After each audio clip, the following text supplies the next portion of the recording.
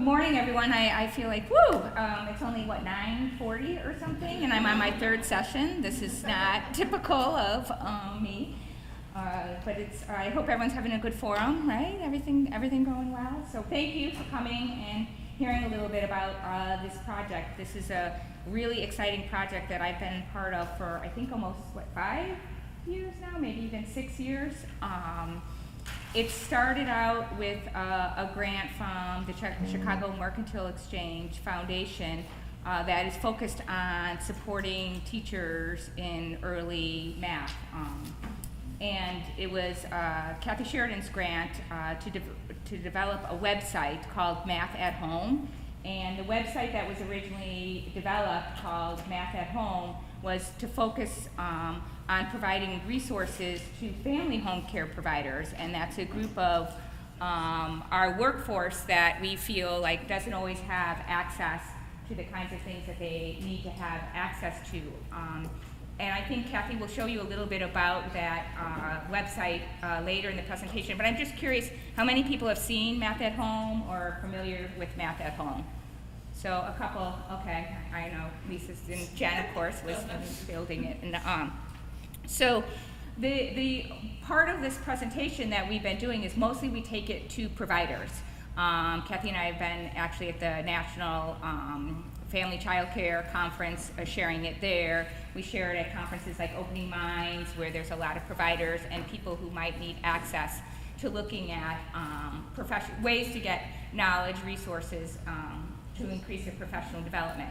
While we were working through the looking at the Math at Home, and my original position on that was the project evaluator, so I was always looking at the metrics of who's using the site and what they're going into and what's happening. And a couple of things we noticed that people really liked about the site was the being able to go in and grab these lessons off of it and use it, and they also really loved our blog, which I think our wonderful blogger back there, Jennifer Asmo, who blogged for many years on almost a daily basis or more than daily basis about math ideas. But we still weren't getting like consistency of people always going to the math, and we weren't sure at all what they were getting from it and how they were using it. And so we were trying to think about what might be a next step on using this structure we'd already developed, which was this website, and thinking about like what are we going to do next with it. So yeah, you're switching me on? Well, just because you're going to be talking about what you're Yeah, I know. So I just want to say, so that Kathy's switching me on, but I just want to say, then what we're going to talk about next is, then we developed a series of courses that would direct people back to the site. And that's what we're going to kind of talk about today. We've done some evaluation of the feedback we've gotten from people who've actually taken the courses. So we're going to kind of take you a little bit through that process. And I hope we have time, so I'll go really quickly, for you to even pop into one of the courses and see it. We'll see if we have time. So the way this is originally set up is we kind of go out to folks and we have to start, unlike with this crowd, but with the crowd sometimes we have to talk to, is trying to get them to understand about early math, and so we kind of build around these three principles: that one, math is part of a developmentally appropriate curriculum, that we're learning more and more about mathematical thinking, and so we're getting better at figuring out how to support folks, which was amazing this morning with Jackie and Mary, that like now we're learning more and more about the math that's going on with infants, right? And so as we keep learning this, we need to figure out how we get it out there to everyone. And then the other thing is, we also know that something that Jackie mentioned earlier this morning is that making sure that young children have access to early math, because that's actually a greater predictor of their academic success in school, even than the early literacy.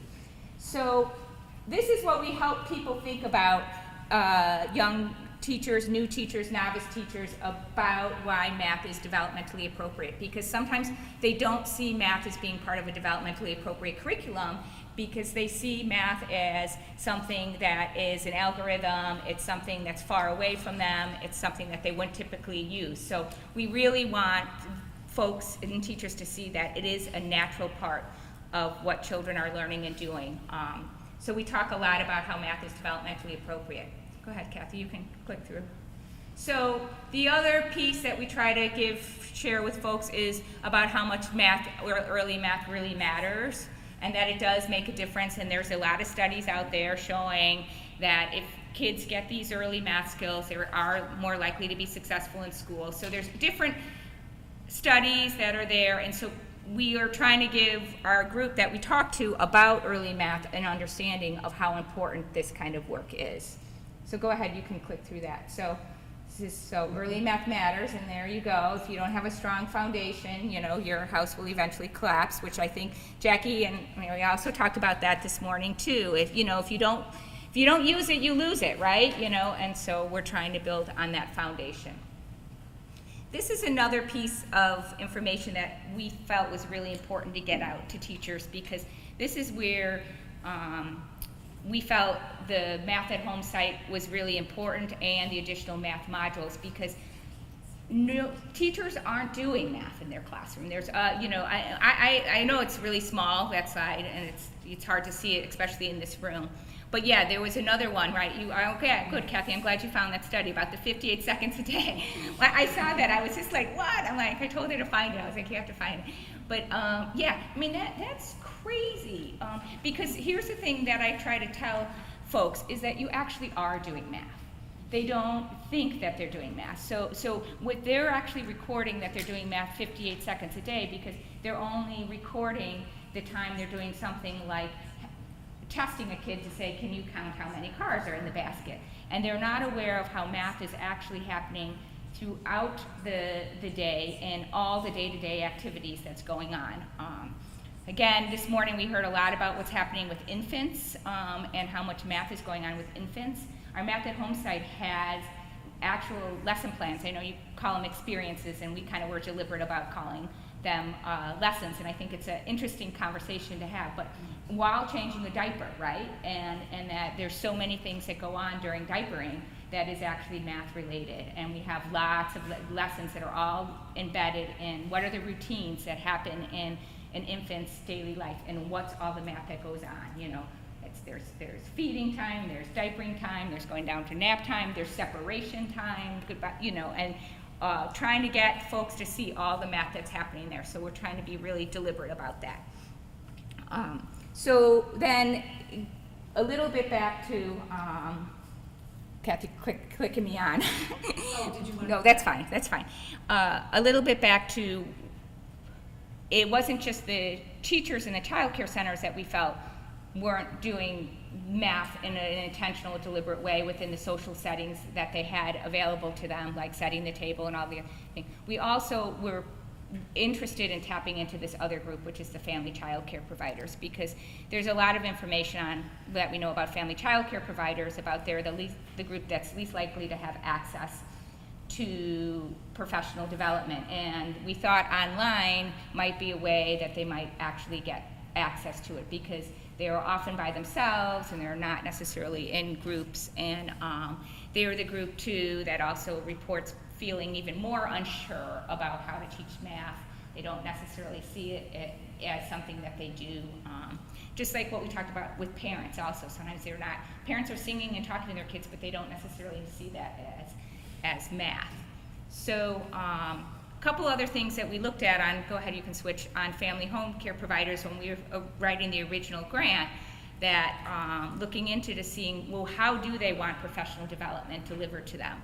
And so one of the things, these were a few things that sort of came up of what they really wanted, is it coming in a variety of formats, including computer-based programs. They'll watch it. Back in the day, you'd even watch a television program.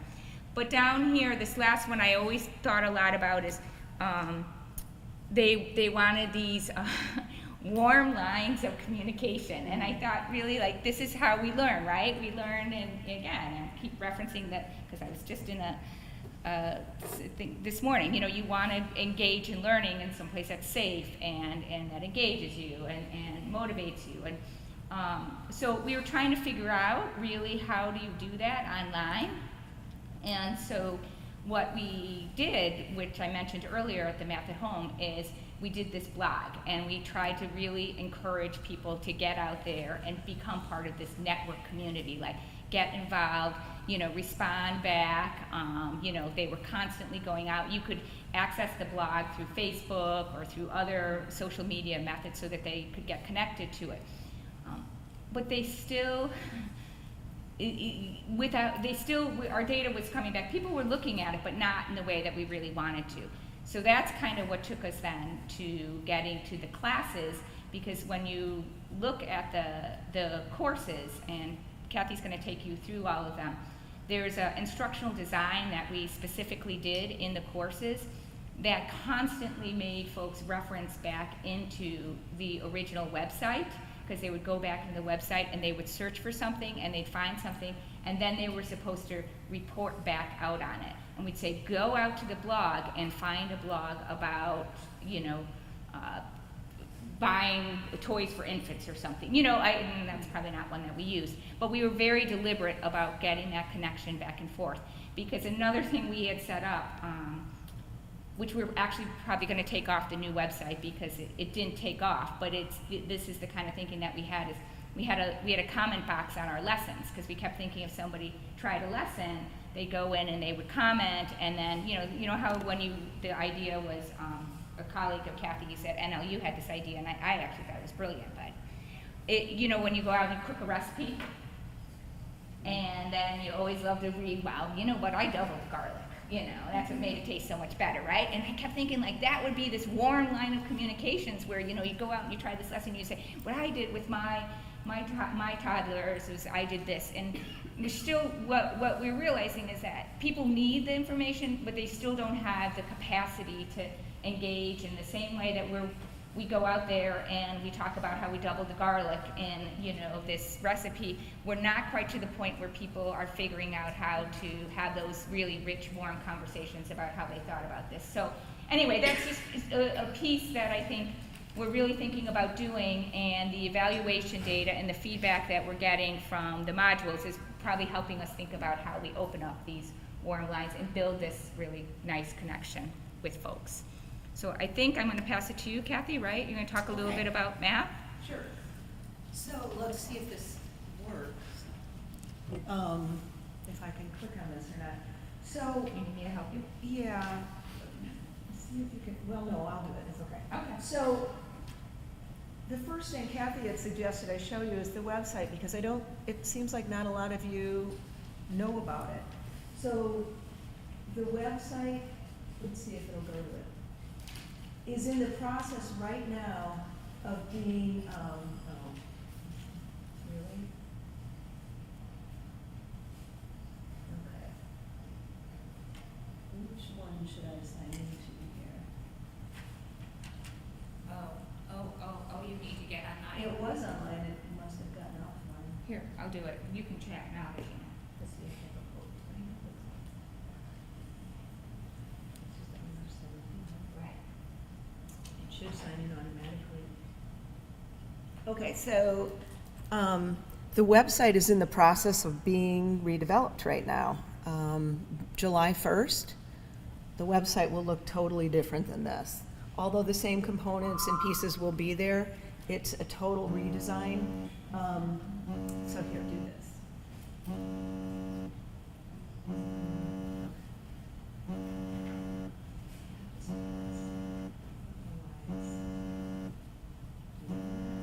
There you go. Sort of, it's like not, you can kind of see it. I don't think I want to. Yeah, it's kind of it's not lined up right, but you can show. I'll write and click on things if you want me. If you want to. Well, the pieces of the website that are there that I think are important to see, you can, first of all, it's built with some redundancy, so you can see that it's got, just click on that. Go back. You do not want to see my messages. Now slide the screen, Kath.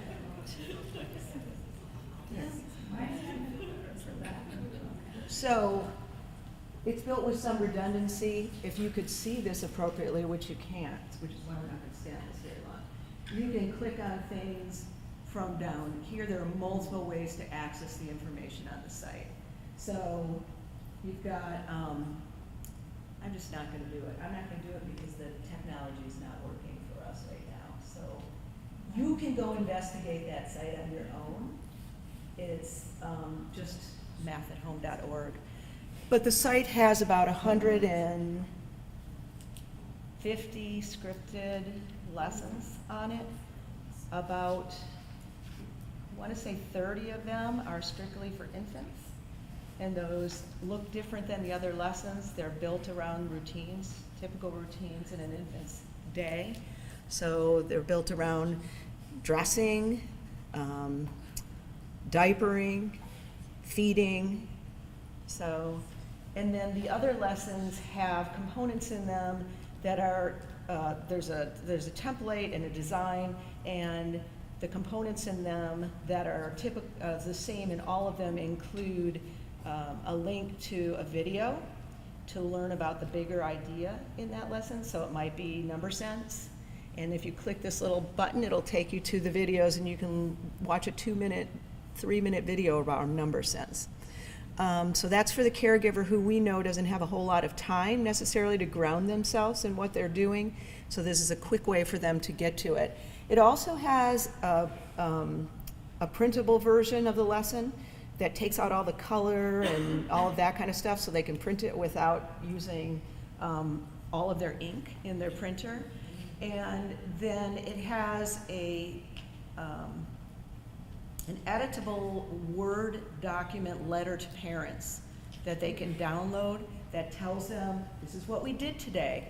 And we made it editable so that they can put it in their own newsletter, or they can add other things they did during the day. So all of those pieces are in every lesson, including then links to books, links to outdoor activities, and those kinds of things. So the lessons are heavily scripted on purpose, because it's not that we want a teacher to say, teacher says this, children will reply this way, but we know that a lot of times the caregivers or teachers don't know exactly how to introduce a lesson or what to say, so we script it heavily so that they can use it if they want, or they can use it as a guide if they want. And we emphasize math vocabulary. We give the definitions. They can actually go and they can click in the website on a glossary of all the definitions. In fact, Lisa helped us with one of them. She was like, hey, you defined this wrong. I was like, oh, okay. Like, what are you checking? Thousands of people reading it. I'm like, what are you checking out our website so closely for? We do get about 11,000 unique visits a month to our website, and it's kind of astounding for us. If you look at multiple visits, it's 60, 70, 80,000. So we get a lot of visits on this website, and so we knew that this was a powerful venue for us to then do something new. So what we decided to do was we decided to build a series of 8 courses that link back to our website. And those 8 courses are about 1-hour courses each, and they're housed on the Illinois Gateways Registry site. Illinois, what? iLearning site. And I'm not going to try to take you to them because our technology isn't working in such a way that I can do it. But if you go onto the registry and you register yourself, you can go in and see them. And they're listed as Early Math Matters. And you can go down when you get on the iLearning site and you can find our courses, click on them, and there are 8 of them there. And providers who go on and take them get 1 hour, they're free. So I'll go to that, they're free. They take about an hour to complete each, and they get 1 contact hour of Gateways Registry approved training and 1 continuing professional development unit for each one that they complete. So a really exciting thing is we're going to go national with these courses in July 1st, which means that we've been working with the iLearning folks at Gateways to open up the registry to a national audience. And there's going to be a pathway for them to go in and take these courses for free. Now eventually, there may be a fee for out-of-state residents to go onto the registry, but our courses will always be free for them. And in the beginning, at least, there will be no fee for anybody from any other state to go on and take these courses for the first quarter. After that, I suspect there'll be a small fee, $10, I don't know what it'll be, to become part of the registry. And they'll keep the out-of-state folks separate, in a separate database than the in-state folks, so they can keep their data separate. But this is a really great opportunity for us to look at the impact of this kind of PD for early care providers for a national audience. And we're going to show you some of the research that we have already around the Illinois folks. And Shelley's going to talk with you about that in a minute. The courses, and you folks will recognize this, the courses are centered around these big areas of mathematics, so number sense patterns, geometry, measurement, data analysis, math processes, and environments. And the first course is an overview. We paid a lot of attention to developing these courses. I had quite a bit of experience in research and development with online courses for early childhood professionals. And I knew that we needed to use some kind of standards to develop our courses to make sure that they were high quality. And so what we used were the Quality Matters standards for online course development. And these standards that you see here have specific items and benchmarks you're supposed to meet under each of these, but you want to include these things in an online course in order to have an engaging and high quality experience for the folks that are engaged in it. We also used a theoretical framework in thinking about what kind of experience that the participants or students were going to have once they got into the courses. And so we used Randy Garrison's community of inquiry theoretical framework to sort of guide the development of the actual PD and what it looked and felt like for the user once they went in there. So it included cognitive presence, social presence, and teaching presence. And those kinds of things are not quite what you might think they are by just looking at those terms when you're looking at this particular theoretical framework. So cognitive presence in this framework is the extent to which learners are able to construct and confirm meaning through sustained reflection in discourse, with themselves or with others if it's that kind of a course. The social presence is the ability of the learner to identify with the community. So are the other people that are engaging, is this course meant for people in their community? And then teaching presence really in this framework focuses around the design and the facilitation and the direction of these cognitive and social processes for the purpose of making the information in there meaningful for the learner.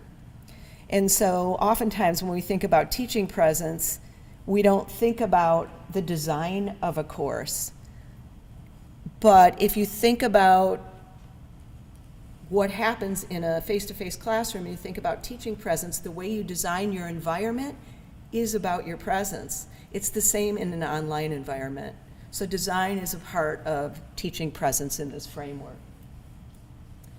So then we also looked at the use of learning objects, and I can't go in and show you them. You'll have to go in and see them yourselves.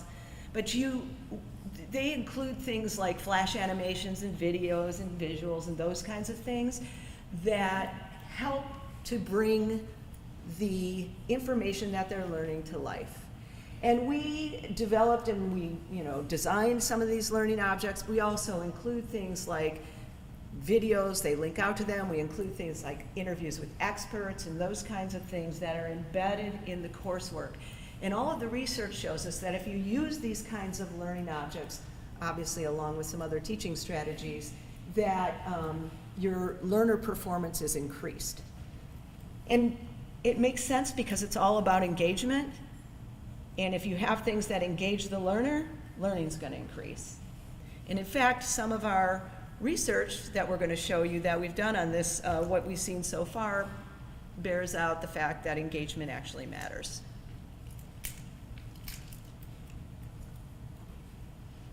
So, Kathy, can you give example of that learning object? Is that- okay, so they're in the spatial, in the one around geometry and space, so they're talking about composing and decomposing and what that means, shapes, right? create new shapes. So there may be up on this, the participants looking at the screen, and there's a voice that's talking, about it, right? And there's text on the screen, but the rectangle shows up, and they talk about decomposition and how the shape is really a square, and then you see the rectangle become two squares, so it becomes two squares. And then you can see, it's a little flash animation. Yeah. Does that make sense? Yeah. Okay. So it's like when the voiceover is describing the concept of how the big idea in geometry that shapes can be put together and separated, and that's a precursor, but then it flashes up on the screen, like two triangles coming together and then coming apart, and then two squares coming together and coming apart. So it gives them this, you're thinking about it in your head, like, wait, what is the voice saying to me? And I'm seeing the words on the screen, but then it actually sort of shows up as the visual of what it looks like. But really, the idea around learning objects is that they can be many kinds of things that help bring the learning to life, and they can usually be repurposed.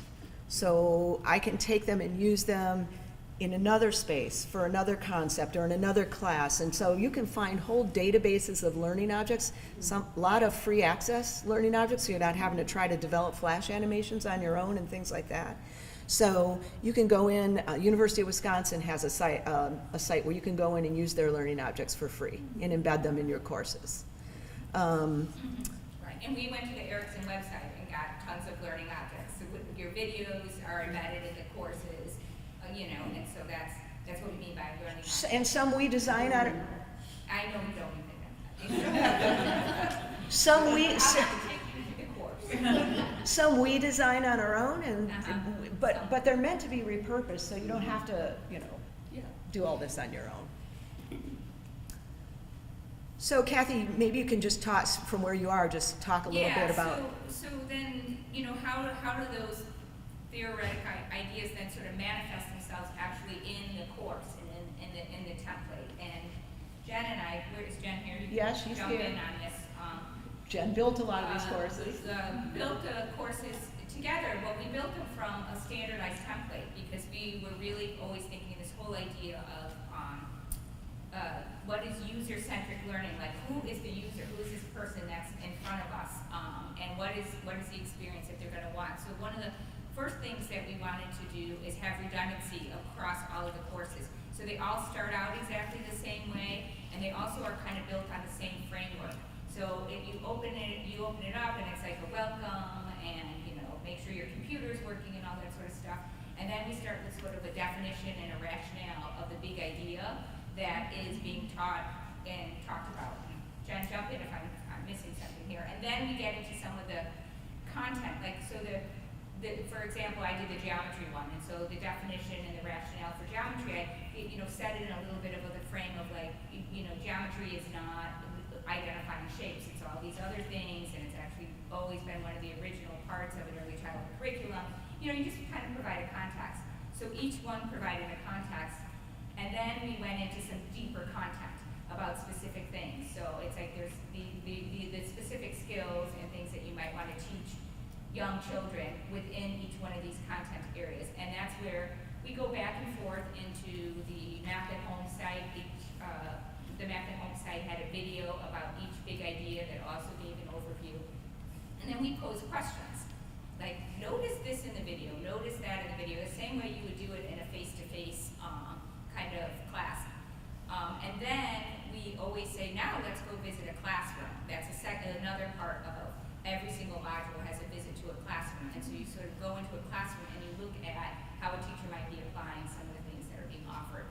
Throughout the whole module, there's how many checks for understanding? Two checks for understanding, and then there's actually a final quiz, and I know Charlie will talk a little bit about that from the data that we're getting. But it feels the same and it looks the same as you go through each one of the modules. It's just the content is different, but it's highly structured up to just be like, okay, I get this. Now I'm to the point where I'm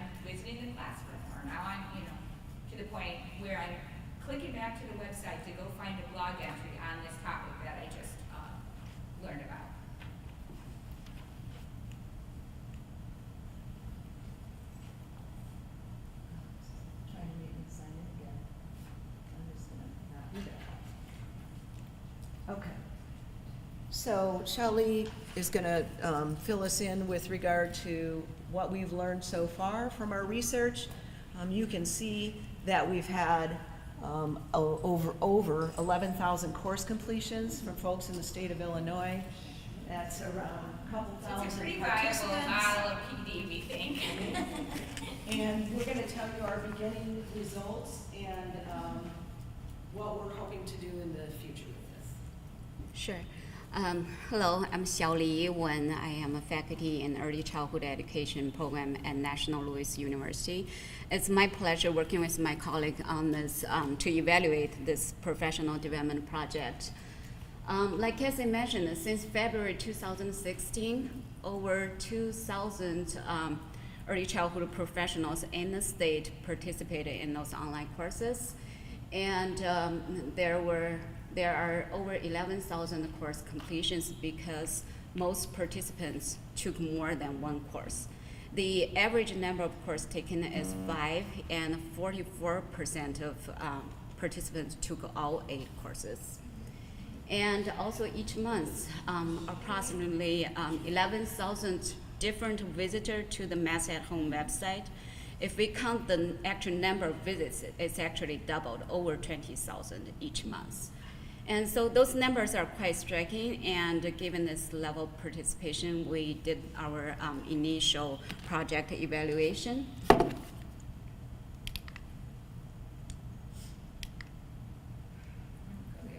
It's not going down, okay.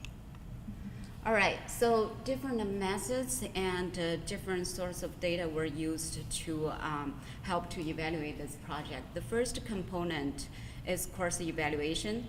By the end of course, each participant was asked to rate how easy the course is to navigate through and how helpful they find the course materials and content are, and their satisfaction level with this online learning experience and their level of understanding of the course materials, and whether they would recommend this course to the others. So all those items were rated on either 3 or 4 or 5-point scales.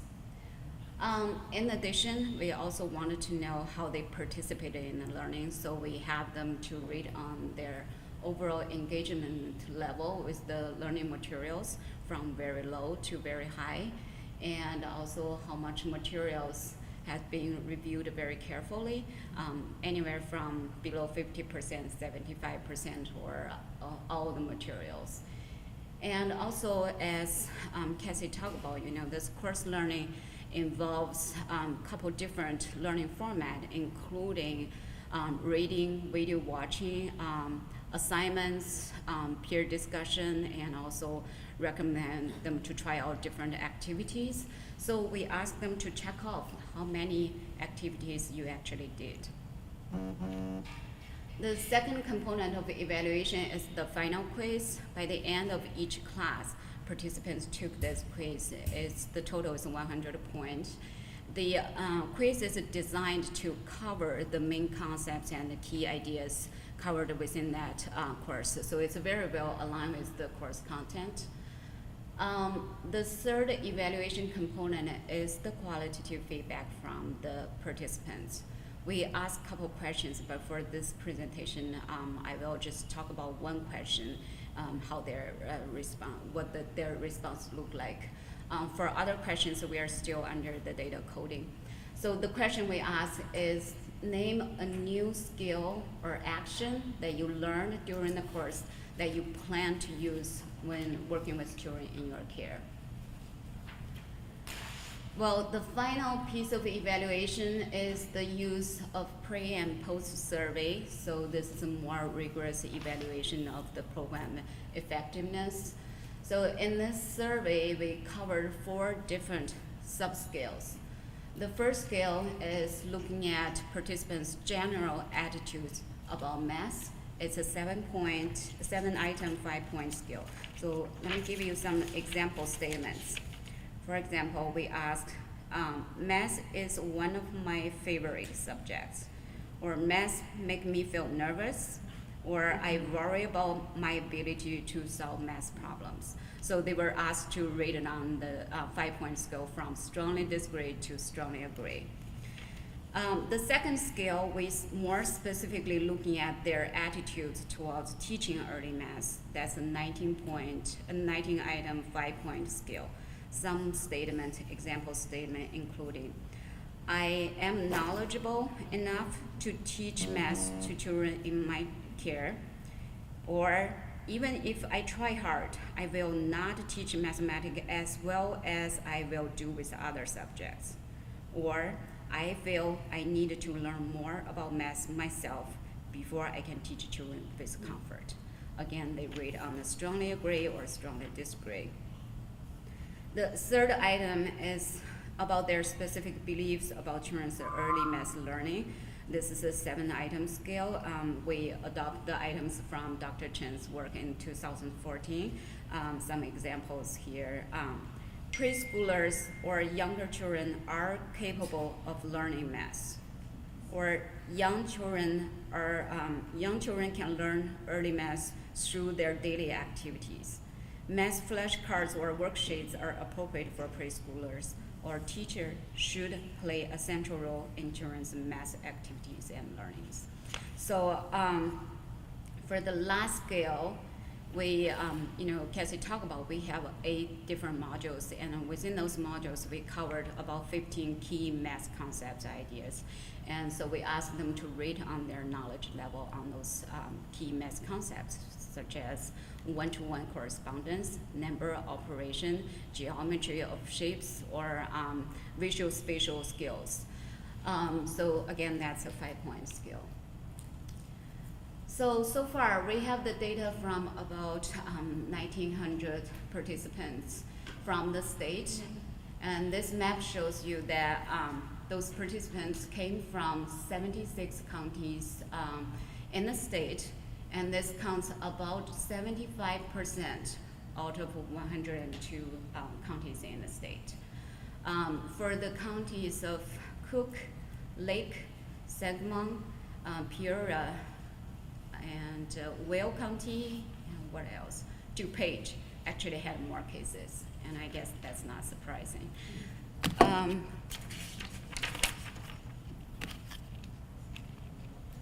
So here's a demographic of the participants. 29% had a high school diploma or GED, 27% had a community college certificate or associate degree, 26% had a bachelor degree, and 9% had master degree.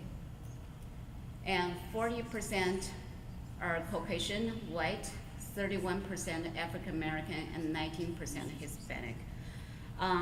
I think from the Gateway's general database, about 10% are African American, 10% are Hispanic, and 65% are Caucasian white. So actually our project is reaching out to more minority professionals. So among those participants, 64% from a center-based program, 9% are family child care providers, 9% are program directors, counts both for center-based and home-based programs, and 19% are serving in the other professional roles. And 21% of participants working with infants, toddlers, 42% working with preschoolers, and 37% working with school-age children. So this slide shows you the descriptive statistic of those course evaluation aggregated across all 8 courses. For the last column on the range, you can see that the scale is a 4-point or 5-point or 3-point scale. So for example, the first one, how easy to navigate through the courses, it's a 4-point scale, the average is 3.73.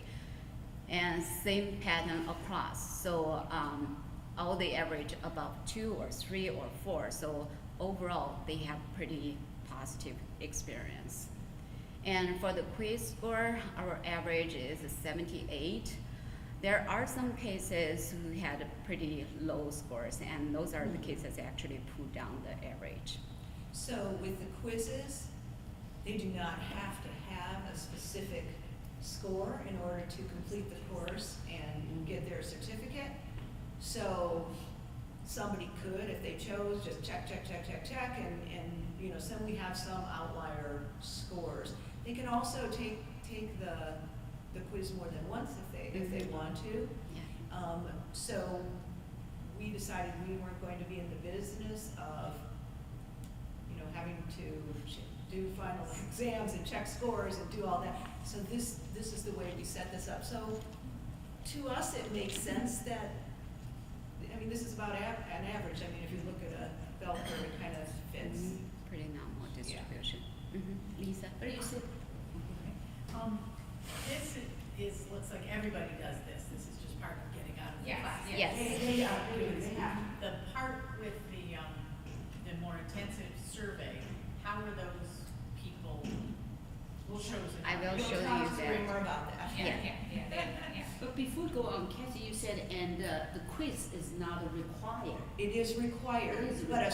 a certain score is You not can get them required. all wrong. You can get them all Oh. wrong. And All still that get means- the certificate of completion. You can still complete the Well, just course. like you have I people see. come to Okay. PD, we don't examine them Yeah. before they leave the room. And they still get their certificate of completion. So, but if you look, I mean, most people took the, you know, like, most, Yeah. we had a few outline scores, you know, and those pull it down a little bit, but we, Well, in fact, Yeah. those ones who took multiple times are the ones that have lowest scores.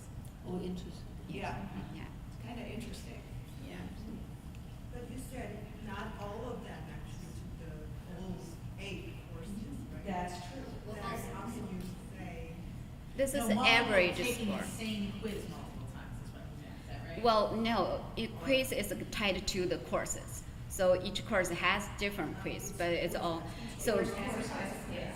right. And within each course, if you want to take the same quiz multiple times, you can. Right. We originally designed it that you couldn't get beyond the check for understandings without getting those correct. So those have like 3 questions. You have to get those right to go to the next part of it. Yeah. So in the check for understandings are then incorporated In into the the final final quiz. quiz. You So revisit it's sort of, it's iterative in as it covers the material over and over. So Mhm. it is sort of designed for people to get them right. And they don't really know at the very beginning, I don't think that they can just get 0 on the quiz. And most people And like, try to they're take, not it. doing most it, yeah. people seem to Trying be to take taking it the quiz and taking it Yeah, seriously. and so, yeah, and they might even be going back to say what finding they got back in there. Right. Right. So those statistics are aggregated across courses, no matter how many they took. So it's an average score. This slide shows you the regression on couple 3 program outcome variables that we think actually kind of represent program effectiveness. So the first one is their rating on how helpful the course materials or contents are. And the second one is the level of understanding, and the last one is the quiz score. So the covariates or predictors including their ethnicity, education, position type, engagement with course, the amount of materials being reviewed, and also number of course activities that they actually participate. So for their rating on the helpfulness, as you can see, the level of course engagement is positively associated with their helpfulness rating, and also more activity they did, more helpful, the rating will be higher. And also for the level of understanding, this one associated with multiple predictors, including ethnicity, education, engagement, the amount of materials reviewed, and number of activities. So white Caucasian tends to have a higher rating on the level of understanding. Higher education associated with a better understanding, and also the more they are engaged, the more materials reviewed, and the more activities they have done associated with a higher level of understanding. For the quiz score, again, white and Caucasian tends to have a higher quiz scores. Education is positively, is education negatively associated with quiz score? It might be an arrow. I think it's a positive, sorry, it's an arrow. So the other, oh, it's positive, 1.01, yeah.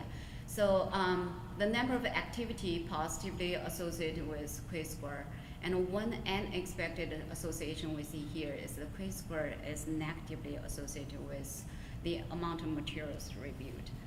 But remember, this is a correlational analysis. So it could be someone maybe when they took the quiz, ran into problems, can't figure out the right answer, and they might go back to check the materials more. So it can work in the opposite direction. But do you offer anything in Spanish? Because I was noticing that's a difference, and I know I was just finishing a workshop yesterday that we've been doing all year, and we asked them to write out in either English or Spanish, and it just was a huge issue about just ease of using. Yeah, I mean, we don't, and we've been asked to by multiple different organizations and people, but we do not have the funding to do that right now. Sure. And it would be huge task, because of the video, I mean, you know, Oh, because yes. you've done. Yes, Yeah, it's huge. you know. So, no, at this point, no, it doesn't mean it won't ever be, but no. Okay.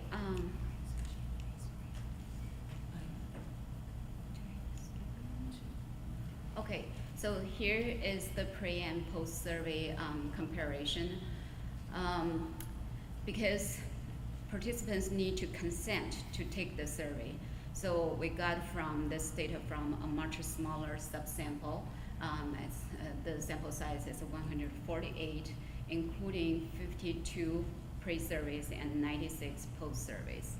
So- Let me, to your question, Lisa, they had to consent if they wanted to be. But anyone who came, the first time someone registered, they were invited. The first time somebody finishes the first course, they're asked if they want to be involved in the research study. And there's no incentive, but we'll talk about future directions because there's no incentive. And they could, we say, and if this is for the continuing courses, if this is the last course you're going to take, please, and you consented, please do the post-survey. Different people did the pre-survey, different people did the post-survey, you know. Not that many did it anyway, I mean, so we're changing all that in our new IRB, but we'll talk about that later. So the pre Sure. and post are not necessarily actually paired. Exactly. Right. So because the sample didn't Yeah. match, so this what you see here basically will be a two independent sample t-test. Yeah. Right, got it. So what we see here, the only significant difference is for the post-survey, people have slightly higher rating on the general attitudes towards math. But their rating on the attitude towards teaching early math and knowledge tends to be slightly higher for the post-survey, but not significant. But what I can tell you is their attitude towards general math is correlated with their attitude towards early math at about 0.35. And their attitude towards teaching early math have pretty good correlation with beliefs and their knowledge. So the interesting thing for us is that when you looked at this and then you looked at whether they found that the courses helped increase their knowledge, which they all say it did, and it was helpful, and they learned. A lot of the people who did the pre-survey said they were just great at math.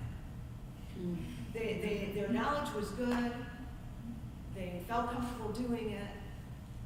So what we're starting to think is people don't necessarily know what they don't know. Because that's a pre. So it was interesting to us because even still, we still got very high ratings on yes, this helped increase my knowledge, yes, this was helpful to me, yes, I'm going to do something new in my classroom. Even though they rated themselves as happy, comfortable, I know everything about math. Mm-hmm. I think an explanation for that, just having worked with a lot of people, is that people are not willing to put down on That too. paper that they're not competent.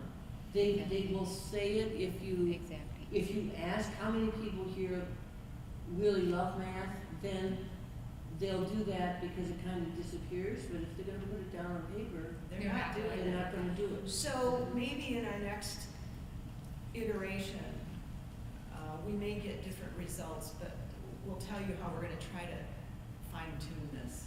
Sure. The other thing too that I think about is because it's voluntary, it's a choice that you can make, and you can get points towards your credential by taking this, but if you don't feel excited and good about math, you might say, I'm not gonna take a math class, I'm gonna do an online thing and something else, or get my points from something else. People keep, just from having spent a lot of time reviewing people's transcripts, they'll literally take the same class over and over again, because that's what they think they can do versus going into something that they may be a little, feel uncomfortable with. And that's why we want to once we get them in there, we think they'll feel like, oh, I can do this, this is a way I can understand these concepts. Right. And I do want to point out that people who took this pre and post survey actually more likely to be center-based teachers, have a higher level of education, and more likely to be white Caucasian in comparison to our general sample. I want to cite two studies that really support or extend the point of view you have brought. One was 10 years ago on Early Math Collaborative conducted a survey of Chicago pre-K teachers. 58 of them have already master's degree, so it's a very high group of teachers. And what we see is one is like what you did here, is one is their attitudes toward general math and who are like math overall, and then is teaching math. Overwhelmingly, they said that they are confident teaching early math, but they are not confident of their own math, and it is statistically significant between these two. So it's really kind of confirmed what you said. Another thing is that Mary and I work with Chicago Educare Centers, and for 3 years, we follow this group of teachers in terms of their pedagogical content knowledge. What we see them, first, their drop, okay, and then we did a pre and a post and post and a post and a post, okay, all 3 years. And these are really like 10 teachers, it's a really small sample. But we really see there, and in terms of their observation, their classroom practice, first really is a drop because it is so new to them and they didn't know what to do. Okay, for instance, we talk about one thing is a supervising. We see these teachers, kids, let's supervise it. We thought that's a math. Okay. We've seen it. Yeah. Well, the last piece of data that I want to show you is the qualitative feedback we got from them. Remember, we asked one question: name one new skill or action that you learned from this course that you plan to do with kids in your care. So we code those data. In general, their answer is pretty brief. So we code this data in a software called Atlas, and our whole team participated in the coding, and our inter-rater reliability was established for the exact agreement at 80% or above. And our graduate student, Chao and Ann, who are here today, contribute a lot to this piece of work. And so the basic process of data analysis and processing, including identification, examination, and also interpretation, some general patterns or themes that emerged from the textual data. So our team all worked together to identify those patterns or themes, and the meaning of the data, the meaning of their answer were negotiated among the team, and we reached agreement based on a consensual community validation. So this slide shows you the percentage of the responses that fall under each of the categories that we come up. So the first category is, they say I learned specifically name knowledge or skill. So that counts about 1/3 of the participants. So I'll give you some quotes here. So some example quotes here. I learned how to incorporate math when planning for infants. I learned how to provide more hands-on examples of 3D shapes.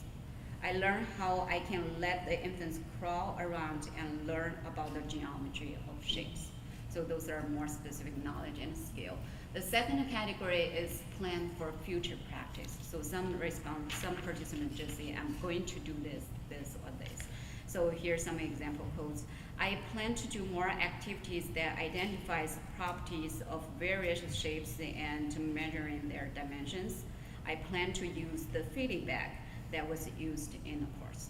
So feeding bag, that's one of the activity. So the next category, about 10% of participants say they learn specific math activity that covered in our course. So for example, I am going to use the activity of putting different items in baby food jar with my children. That's an example. The first category is awareness of children's math learning. That counts about 8%. And just listen to Mary and Jackie's presentation this morning. Somehow it's harder to promote their awareness. If we can, do better job promote their awareness, other tasks, for example, learning specific activities or teaching skills might be relatively easier. So about 8%. So here are some examples. Geometry is a part of young children's early math. Another response said, even infants can learn geometry. That's something I just realized. They start learning math from birth. How important to encourage kids to learn math. Or another response said, remember, math start early. So those are some bigger concepts or awareness that they got. And the next category is math concepts. That counts about 5.5%. And those concepts, the way we code this is if they just mention something, say, I learn number sets, I learn geometry, I learn shapes, or I learn visual spatial skills. Those more like, along with our big title of our 8 courses, those being coded as math concepts. And some will say, I learned some new resources about teaching math. For example, I will be going to the math blog often and getting feedback from others in my field about what math type of activity work or not. I will use different activities showing in the video. So those are some examples. They refer, I learned some new resources. And also some specifically say I knew some new math vocabulary. For example, I learned how to use vocabularies describing shapes. I learned spatial words. I will start using more words about spatial relationships. The last category is about how to set up environment. So for example, I will add more blocks to my room. I will add more 3D dimensional items into my classroom. So those are more about their knowledge about the environment setup. So far, this are the data that we got. And just very briefly to talk about future research directions. As Cashley mentioned, we hope to develop this project into a national project, and that will also give us the opportunity to recruit nationally representative sample, and so we're going to all those national conferences, and I hope to do more recruitment. And like I mentioned, the pre-post survey largely didn't match, and we certainly want to do some more incentive to help to get more matched data, including working with the Head Start programs to have more targeted population so we can get better matched pre and post survey. And the data currently we have more likely from the center-based teachers. So we certainly wanted to recruit more family care providers to do this survey. And also in-person interview or focus group certainly will give us more insight into to understand how they actually digest the information and which part of the intervention work or not, and how they use the materials and how they impact their practice. We all rely on teacher report. All the research is showing teacher self-report actually have pretty low correlation with direct observation of their classroom practice. So we certainly want to do more observation of practice. And as you can see, their engagement level or how much materials reviewed, how much activity they participate in actually matters. So in the future research, but the measure we used is pretty preliminary. So in the future research, we certainly want to do more to look at the intervention dosage or the process success variables, how exactly they participated in those trainings and their use of the training, and also the implementation fidelity to just help us to get a sense how this whole process and the implementation actually moderate the program effectiveness. And I guess that's it. Yeah, are there any questions that you have for us, or any suggestions or ideas? We are planning on offering incentive now for the pre and post survey to a targeted group of family care and start teachers who take all 8 courses.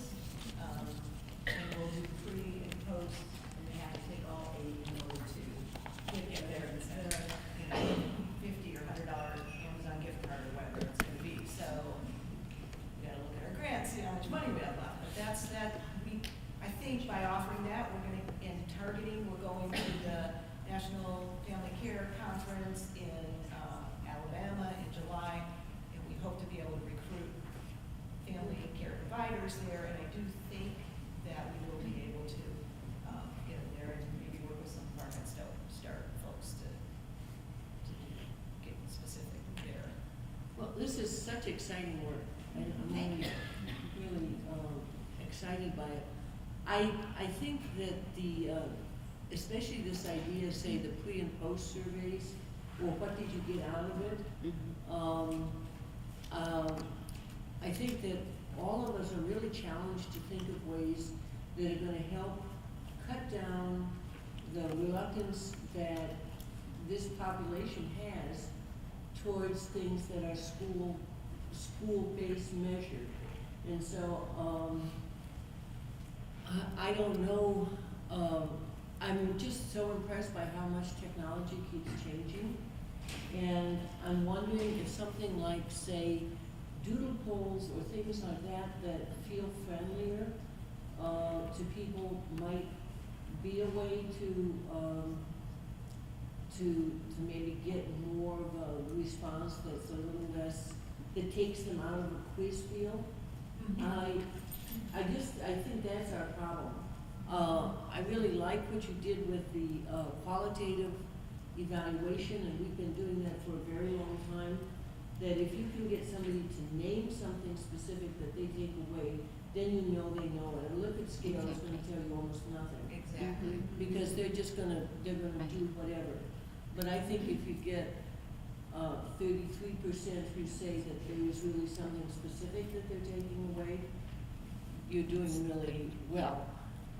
But as I said, I think that's the biggest challenge probably we all face, is how can we verify what is happening in a population for whom testing is such, both math and testing are so negative. Well, that's, we were so, so excited, when we first started getting the course evaluations back, and Kathy and I remember we jumped right to the qualitative data, and I was like, that's an exact concept, they had to take the course, they didn't click through, they would have never understood that without his saying that, and that was what was so exciting, that I was like, oh, we could just tell. Of course we had a few that, you throw out that were gobbledygook, and some of them were, but so many of them were evidence of that they were actually taking something from the course and understanding it, and it just became really exciting. And then that so many started coming in, and I thought, because at first you think, oh, there's going to be 100 or whatever, and next thing you know, there's thousands of them. And So we wonder what's gonna happen when we go national, because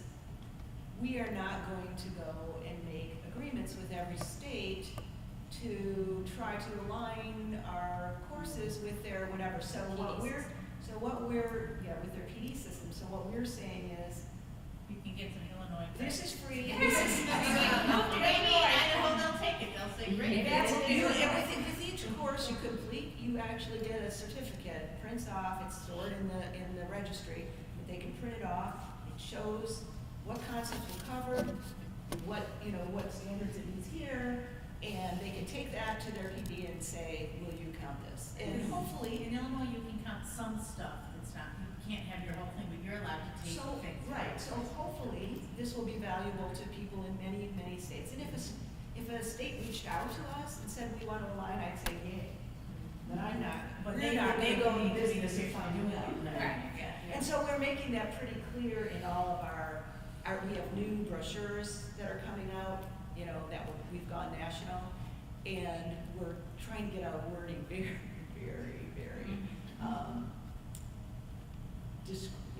just making sure that we're not fooling anybody by, you know, saying you get this. But in Illinois, so I think, It is interesting what you said, Lisa, though. I'm wondering if it's worth it to say on there, in Illinois it counts for something, and if there's It does. reciprocity, then it I know, or states. it may come to the state, we'll We have to, do, we'll have to check You it. say that. That's Okay, the when we do language I say gave. that it's in Illinois Yes. counts for something, Yes, okay, that- okay, the new, that's the new interesting. brochures, and the new website has the courses right on the left-hand side of the Yeah. website. You can link to the courses anytime.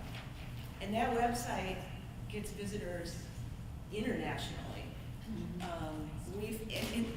We were just at SRCD, and, somebody came to me from Canada who's working at an institute, a cognitive, some research institute, you know, where they're looking at stuff with parents. And she said, would you ever make these available to parents? It would be really great to be able, I can't find anything where I can show that I worked with parents and then actually maybe see outcomes in there. And I said, you can do that if you want. These courses are free. We have to figure out a different database, put them on their built-in Storyline, which I think you guys maybe build some of your stuff in. Some of your folks at Erickson build stuff in Storyline. And it can easily be uploaded to Moodle or Blackboard or any of those LMS sites. So it's possible somebody might want to do some research around parents taking these and seeing what happens. I want to ask you a business model of your work here. Of course you do, Jackie. Yes. Because I'm always thinking about how the sustainability, okay, issue. And I think there are lots of unique characteristics and or features of your program. One, you target population that really being overly ignored, and you really very much align due to your expertise and with the gateway system. That's a wonderful, and of course it's free. But how much is the cost for you? Now you are funded by grant, and one day we know how much, and the money is tight, and we don't have a grant. Well, And and how much technology we changes need wonderful the people beautiful who help. website to keep work, and also the website won't keep, I mean, we all You have know to keep- the websites, Yeah. right, there's a lot of back Well, stuff. you We know, just constantly struggle this. You know, the interesting thing about the website is it hasn't needed a lot of maintenance. Right. It's needed a lot of, we house it in, now the website's being moved from, Fat Cow to WordPress. The whole website's being moved, but it's gonna look and feel exactly the same. And it's just not gonna cost that much money to keep that website up.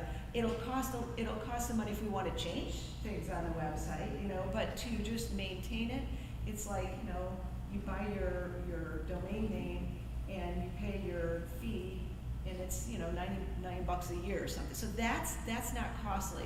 The courses are built and now they're housed in a Moodle site, and we also have them in Storyline so we can put them out anywhere. But until we want to change something on those, you know, it's not costly. So collecting the data and having the systems collected has been costly. Helping Gateways fund, you know, going national, making sure we have a database. That's a, you know, if you do a MOOC, you know, a big online course, some of those got closed down immediately because they didn't have the infrastructure underneath to handle 10,000 people taking a course. So we've had to make sure with Gateways that they have a structure in place that if we go national and 10,000 people at one time want to get on, that whole system doesn't crash down. So we're building that infrastructure now. And so right now, I haven't seen a lot of cost in the sustainability of, if we want to leave a static website up there forever, I guess someone, you know, we have no money, it'll just stay the way it is. Eventually maybe some links will break, I don't know. Right, sometimes like video, I know sometimes with video, there are all these new Right. things about And you want to make video. sure if you're linking to things, those things don't go away, right? So Right. somebody has to go in and check that. But other than that, the main costs of the business model are building infrastructure in the first place. So I think we've had many people ask us to advertise on our site. You could make money doing that, right? We could bring in money. Lots of people want to advertise at Math at Home. We've said no. We've said no because I don't want advertisers on my site. I don't want to have to get into dealing with taking money from people and that kind of thing. If we ever had to, right, because we had no funding, we could go that route. We're hoping we never have to.